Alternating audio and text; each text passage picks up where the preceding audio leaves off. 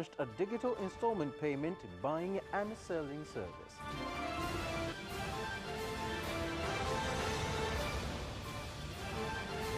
And in sports news, Tanzania, Kenya and Uganda win bid to host AFCON 2027.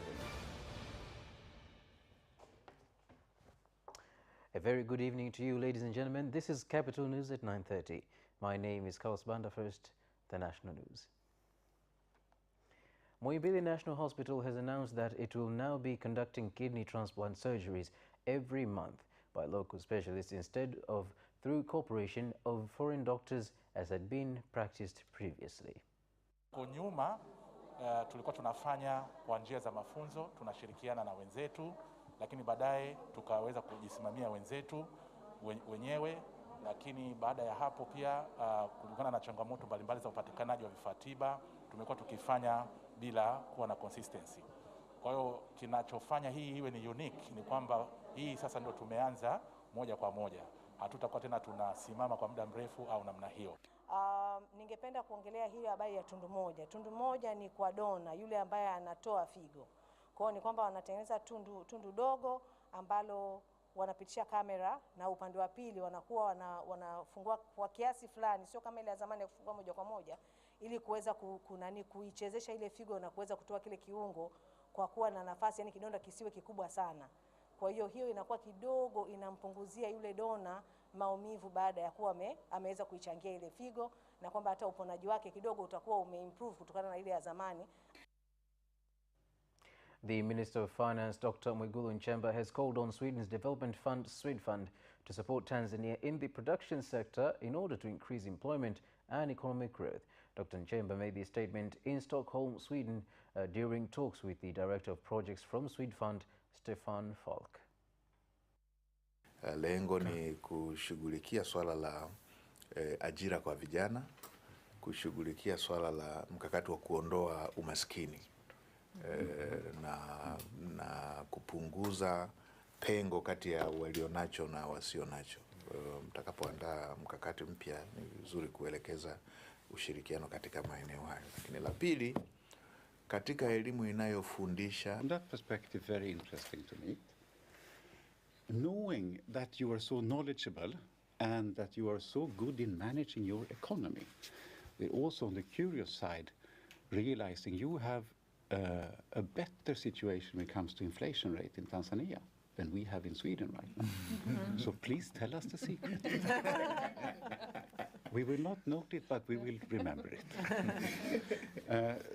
Basically, what we've been doing over the last 5-year period is then to support, energy we've been for a long time. Makambako Sondea, solar home power systems, the lot. We've been in education for a long time, really working together. Samia has really opened up that space in a fantastic way.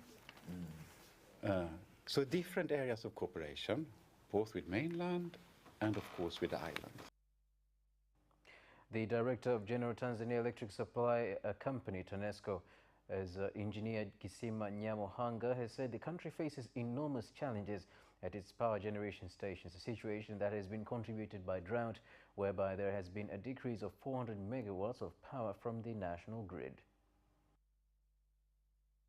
Kingine pia ni matengenezo ambayo yanaendelea kwa sasa katika visima vyetu vya kuzalisha gesi asilia. Nadhani wengi wetu mtafahamu kwamba mbali ya kuzalisha umeme kutokana na maji, pia tunazalisha umeme kwa kutumia gesi asilia. Kwa hiyo kwa kipindi hiki tumepata changamoto kwa sababu kuna matengenezo katika baadhi ya visima vinavyotoa gesi asilia. Tunaendelea kufanyia matengenezo baadhi ya mitambo, hasa mitambo inayozalisha umeme kwa kutumia gesi. Residents from Twara villages along the border with neighboring Mozambique have commended the government for increasing trade activities and social services. However, they have said more needs to be done to speed up plans to resume ferry services along River Ruvuma. Mpaka na tulifungwa na fursa ambazo tulikuwa nazo. Kwa hiyo kwa kitendo ambacho serikali kimefanya, kweli tunashukuru sana, Kwa maana kwamba changamoto zetu ambazo zilisimama ambazo tunadhani tutakuwa tumeondoka, lakini tulikwama kwenye hilo kufungwa mpaka sana. Tulikwama kwenye mahusiano mengi hasa kwenye biashara. Kufunguliwa kwa mpaka neema kwetu sisi. Neema kwetu sisi kwa sababu wale watakuja huku na sisi tutakwenda kule, tunashia biashara, basi maisha yanaendelea. Kwa hiyo kwa ufupi sisi tumefurahi na hili waliloamua serikali. Kwa hiyo tunaipongeza tu serikali yetu. Kwa hiyo niwahakikishie wananchi kwamba huduma mpaka imeshafunguliwa, zinaendelea kama kawaida. Cha muhimu tu wao wafuate sheria, taratibu na kanuni za nchi zote mbili, kila wanakokwenda na huko wanakotoka. Unapoenda nchi ya watu lazima ubishe kwenye mlango ulio halali. Fisheries stakeholders in Nkasi District Rukwa region have said they have made progress in controlling illegal fishing in Lake Tanganyika that has led to the increase of fish species, a situation that has been contributed by the strengthening of patrols along the lake. Hadi sasa tumefanikiwa kutenga maeneo kwa ajili ya mazalia ya samaki na maeneo tengefu yenye mkakati kwa kufunguliwa kila baada ya miezi mitatu. Jambo hili limepelekea ongezeko la mazalia ya samaki na dagaa kutoka 40% hadi 75%, pia kuongezeka kwa hali nzuri ya kiuchumi kwa jamii. Lakini sisi tumepokea vizuri utaratibu wa BMU kwa sababu kwanza wameanza kutoa elimu ya kutosha sana kwa wananchi wetu na wavuvi kuhakikisha kwamba rasilimali za uvuvi zinakuwa endelevu kwa ajili ya maslahi yetu sisi wenyewe. Niwaombe ndugu zangu wananchi wenzangu, samaki hawa wanatusaidia sisi. Tukienda kuharibu mazalia ya samaki, maana yake tunaukaribisha umaskini kwenye nyumba zetu. Mheshimiwa Mwenyekiti wa halmashauri, waheshimiwa madiwani, ili halmashauri yetu iweze kupata mapato.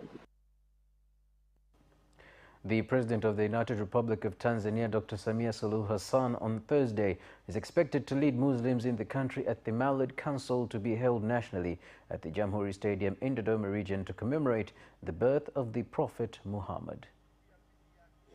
Maulidi itakuwa sasa ni baraza la maulidi ambapo hata watu hawaendi kazini tena. Jakaya Kikwete saa 2 kamili asubuhi watu watakuwa wako pale. Saa 2 kamili asubuhi biidhnillah subhanahu wa ta'ala, watu wanaombwa wafike wawahi na mapema. Watu kwa sababu sio siku ya kazi, wachukue na familia zao waje kusikiliza neno la Mungu, waje wasikilize viongozi wao wa dini na viongozi wao wa serikali. Sote tushikane kwa pamoja, tushirikiane. Tuna faraja kubwa zaidi kwa kujua na jambo hili la Maulidi katika mkoa wetu wa Dodoma. Ni bahati ambayo hatutaraji kama itakuja kutupata, kwa hivyo ni fursa adhimu na ni fursa pekee ambayo wakazi wa Dodoma kiungana na mikoa mitano ambayo tumefanya jambo hili na ndugu zetu kutoka mikoa mbalimbali pamoja na nchi mbalimbali katika kusherehekea mazazi ya Mtume Muhammad sallallahu alaihi wasallam. Tanzania has joined other countries around the world to commemorate Milk Day in schools, with the government directing implementation of a joint strategy that will help to increase production and consumption of milk in schools. Enzi wataalamu wetu katika halmashauri zote, sasa tuendelee kwa kasi kuhamasisha, tuwape maziwa watoto na tutafute maendeleo yao baada ya kuwapa hayo maziwa. Mipango mizuri ifanyike kuhakikisha watoto wanapata maziwa shuleni. Hata katika mipango ya lishe, maziwa iwe sehemu ya mlo wa wanafunzi. Itaendelea kujenga mazingira mazuri ili kuhakikisha kuwa utekelezaji wa mipango ya kunywesha watoto maziwa unatekelezwa. Sasa tunakunywa maziwa lita 62 tu kwa mtu kwa mwaka. Ni kiasi kidogo ukilinganisha na takwimu ambazo zimetolewa na wenzetu wa Umoja wa Mataifa wa kunywa lita 200 kwa mtu mmoja kwa mwaka. Kwa hiyo kwa takwimu, Mheshimiwa mgeni rasmi, bado tuko chini. Mpango wa upelekaji chakula shuleni, kipaumbele chetu sasa kitakuwa pia ni kupeleka walau glasi moja ya maziwa katika shule zetu, na itakuwa ni ajenda ya kimkakati, na katika mwaka wa fedha ujao katika bajeti zetu tutaongeza fedha kupitia halmashauri zetu. Moving on, as Germany sees a rising number of asylum seekers, migration issues are once again front and center in German politics. Government officials have floated the idea of implementing border checks, a prospect that's leading to tensions with leaders in neighboring countries. Emily Scholtes from DW Berlin has more on this. Emily, what is leading to the increased focus on the migration issues in Germany?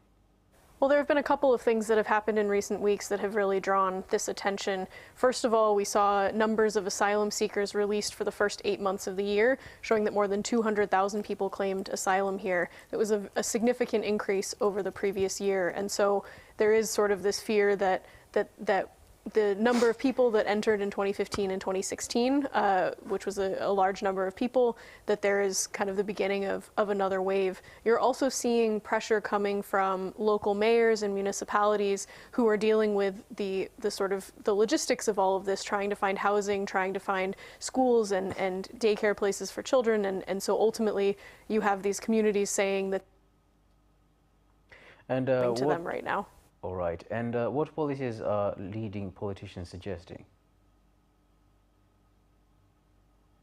Well, I think it's notable first to say that just the fact that politicians from all parties, including the 3 parties in the current government, are focusing on this and talking about this as a priority. Oftentimes, migration is an issue that's something that you hear talked about on the right-wing side of the spectrum in Germany, but you have the Greens, you have the Social Democrats, you have all of the parties kind of talking about what these solutions might be. And right now, one of the biggest and also most controversial suggestions that the government has proposed is the idea of instituting some sort of border check with neighboring countries like Poland and the Czech Republic. And this is something that, particularly in the case of Poland, you saw the Polish foreign minister responding quite strongly to that suggestion, even suggesting that they might implement border checks of their own. So it's something causing quite a lot of tension and also being talked about not only just in Germany, but in the full region. And putting that aside, how does the German public view this issue?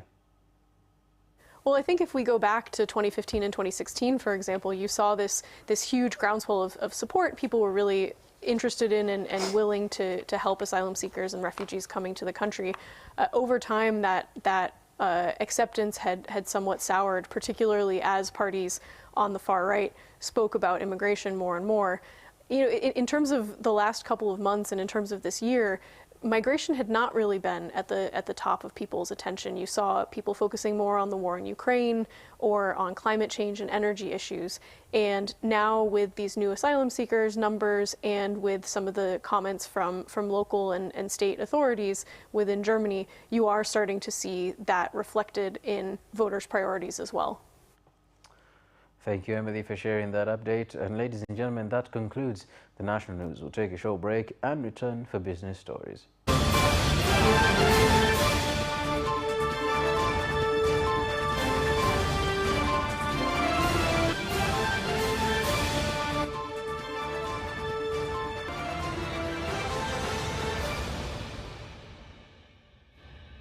News. Starting off with the telco sector, mobile phone operator Vodacom, through its M-Pesa service, has launched a special program called Tunza that enables users to sell and buy various products through installment payments. Huduma ambayo inakuwezesha kuweka akiba kidogo kidogo kwenye mtandao wao ili kuweza kumudu kununua bidhaa ambayo hauna pesa ya kutosheleza kwa mkupuo. Unaweza kuperuzi bidhaa mbalimbali kutoka kwa wauzaji tofauti pamoja na bei zake. Hivi sasa watumiaji wa Tunza wanaweza kununua bidhaa mbalimbali kwa kudunduliza, zikiwemo vifaa vya nyumbani, kwa mfano kama runinga, TV, majokofu, lakini pia hata hizo kamera pia zipo kwenye jukwaa letu la Tunza. Kwa hiyo mnaweza wateja wetu wanaweza kununua. NMB Bank has called on traders in Pemba Island to look for opportunities to access capital from financial institutions in order to grow their businesses and alleviate poverty. Ni Pemba biashara, kwa lazima wewe ulipe na mwenzako akopeshwe. Ila kama kukiwa na ushirikiano kutoka mwanzo, mimi siamini kama mami atakuja atakusumbua. Ni ushirikiano, tujue changamoto ni nini ili kuhakikisha kwamba tunaenda vizuri. Ni muhimu tujue ni kwa nini hujalipa, ule ushirikiano. Moja ni huduma ambayo tunaipata ya NMB mkononi, na kama nilivyoelezea kwa hao wateja wanahitaji sasa kupata masuluhisho mbalimbali ambao wanayapata kwenye NMB mkononi, ambapo kwenye NMB mkononi unaweza kupata huduma zote za kibenki kwa simu yako ya kiganjani, ikiwemo pia na kupata mikopo yetu ambayo tunaita mshiko fast. The government has said that good financial policies have enabled small producers increase productivity as well as improve on the quality of goods. And that is the business news, ladies and gentlemen. We'll take another short break and return for sports.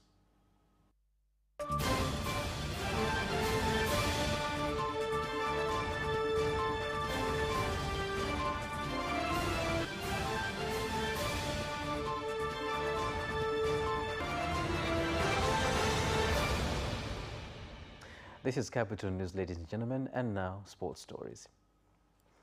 Tanzania, Kenya and Uganda will host the 2027 Africa Cup of Nations competition. The announcement was made today by the African Confederation of Football head Patrice Motsepe after votes were cast by member countries.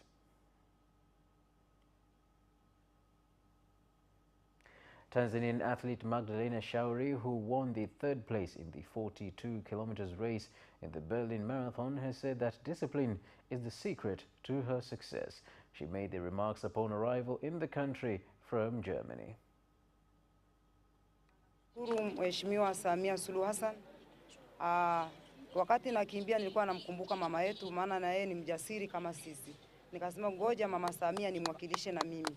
Kwa wanawake wenzangu wote tuwe mfano kama mama yetu Samia alivyoweza kuendesha nchi. Kwa mkuu wa mkoa nashukuru sana kwa mapokezi yako, ni mazuri na nimefurahi sana. Zaidi ya miaka 21 nafasi hii tena imechukuliwa na Magdalena. Kwa hiyo nimpongeze Magdalena na vile vile nichukue fursa hii kumshukuru mkuu wa majeshi Generali JJ Mkunda kwa jinsi anavyotoa support kwa timu zetu na hasa timu ya riadha ambayo tunailea pale 977. Kwa lazima sisi kama mkoa, na mkoa manake sio serikali, wadau wote, jeshi la wananchi ndio kiongozi wetu katika ajenda hii, lakini wote tushikamane kuhakikisha kwamba tunabeba bendera ya nchi yetu. Leo Magdalena ametujengea heshima kubwa sana. JKT Tanzania football team has announced that it will now use CCM Kambarage ground in Shinyanga region as their home ground in this NBC Premier League season. JKT Tanzania tumeamua kutumia uwanja wa CCM Kambarage kama uwanja wetu wa nyumbani. Kwa hiyo mechi zetu zote za nyumbani tutaucheza katika uwanja huu wa CCM Kambarage. Hii ni baada ya uwanja wetu wa nyumbani pale Mbweni kuwa katika marekebisho makubwa. Tumefurahi sana uwepo wa JKT Tanzania hapa Shinyanga kuhamia kama uwanja wa CCM Kambarage. Maki ni zaidi ya miaka 6 sasa, tumemisi ligi kuu hapa. Tutaona Simba na Yanga hapa. Pia fursa mbalimbali. Tunaushukuru uongozi wa mkoa kwa kuweza kutengeneza uwanja wa CCM Kambarage. The Tabora Amateur Boxing Association has organized a zonal championship aimed at developing the sport in the Lake Zone region.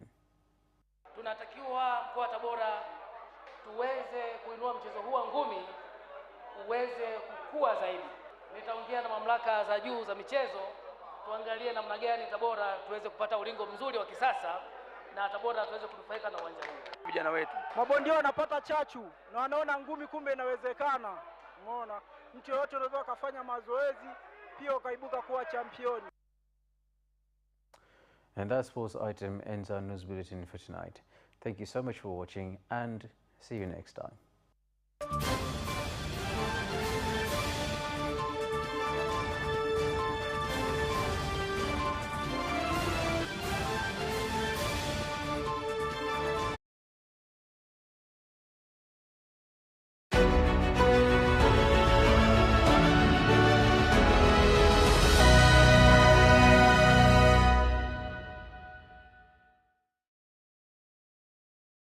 Monday Agenda, a current affairs program that focuses on social, economic and political issues hitting the headlines in Tanzania as well as the international arena. Featured in interviews with envoys, government, political and business leaders, analysts as well as experts.